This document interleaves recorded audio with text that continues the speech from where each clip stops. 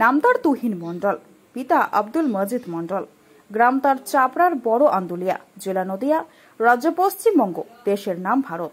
School বা college থেকে শেখা হয়ে ওঠেনি আঁকার কাজ একমাত্র অর্থের কারণে, তবে বাবার কাছে হাতেখড়ি আঁকার। এরপর থেকে এই দীর্ঘ 22-23 বছরের লড়াই। প্রতিদিন 9 থেকে 10 ঘন্টা অঙ্কন শিল্পীর কাজ করে চলেছেন তিনি। বর্তমানে অসংখ্য ছেলে মেয়েকে ছবি ও হাতের লেখা শেখান। আঁকার কাজের জন্য ডাক এসেছে দেশ ও বিদেশ থেকে, প্রচুর পুরস্কারও পেয়েছে। এর আগে পেট দিয়ে রবীন্দ্রনাথ ঠাকুরের ছবি এঁকে এক অনন্য নজির তৈরি করেছিলেন। তবে বিভিন্ন মনি ঋষি থেকে শুরু করে দেশের প্রধানমন্ত্রী, রাজ্যের মুখ্যমন্ত্রীর কঠিন উপায়ে ছবি এঁকে দেশ বিদেশ থেকে সাড়া পড়েছেন। তবে তার এই প্রতিভাই অনেকেই অবাক হয়েছেন। গতকাল রাতে ছিল দীর্ঘ অপেক্ষিত টি-20 বিশ্বকাপ 2024-এর ফাইনাল ম্যাচ। সেখানে ভারতকে জয়লাভ করতে গিয়ে হিমশিম খেতে হয়। অবশেষে 140 কোটি মানুষের মুখে হাসি ফোটায় ভারত। তুহিনের আগে হোমিওপ্যাথি ওষুধে ব্যবহৃত ক্ষুদ্র কাচের শিশির ভেতরে অনেকের ছবি এঁকেছেন, আর সেখান থেকেই আরও তার নাম ছড়িয়ে পড়ে। ফাইনালে ভারতের এক অনবদ্য জয় লাভের পর এবার দলের প্রত্যেক সৈনিককে শুভেচ্ছা জানাতে এক অভিনব কৌশলের মধ্য দিয়ে টিম ইন্ডিয়াকে উইশ জানালেন তুহিন মণ্ডল।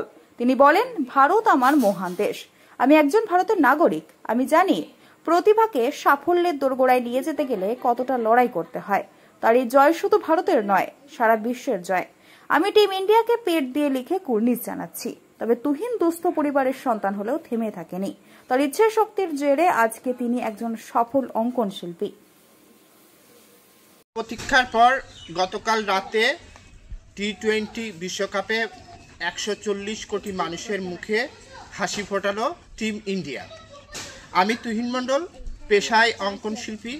দীর্ঘ প্রায় 22-23 বছর ধরে ছবি আঁকার আমি কাজ করি। মূলত আমি হাত দিয়েই ছবি আঁকি। প্রচুর ছেলে মেয়েকে ছবি আঁকা এবং হাতের লেখা শেখাই। অর্থের কারণে স্কুল বা কলেজ থেকে ছবি আঁকা শেখা হয়ে ওঠেনি, কিন্তু তবুও আমি হার মানিনি। কারণ আমি জানি যে চেষ্টা করলে একদিন না একদিন সফল হবই। তাই আমি বিভিন্নভাবে ছবি আঁকি। তার মধ্যে একটা যেটা হলো পেট দিয়ে আমি ছবি আঁকতে পারি। যেমন আমি বিভিন্ন রকম মনীষীদের পেট দিয়ে ছবি আঁকতে পারি এবং লিখতেও পারি। এবং এই ছবি আঁকা পেট দিয়ে ছবি আঁকার জন্য আমি ওয়ার্ল্ড রেকর্ডও করেছি লন্ডন থেকে।